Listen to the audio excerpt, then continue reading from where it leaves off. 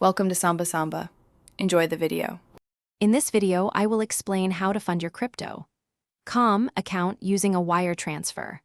First, you'll need to ensure your bank supports international wire transfers, as this is a common method for depositing larger fiat currency amounts directly from your bank account to the platform.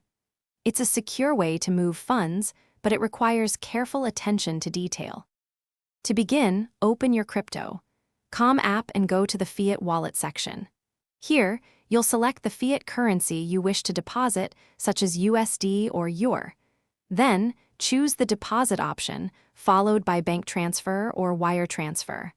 The app will then display all the necessary bank account details you'll need for your transfer. Next, log into your online banking portal or visit your bank in person.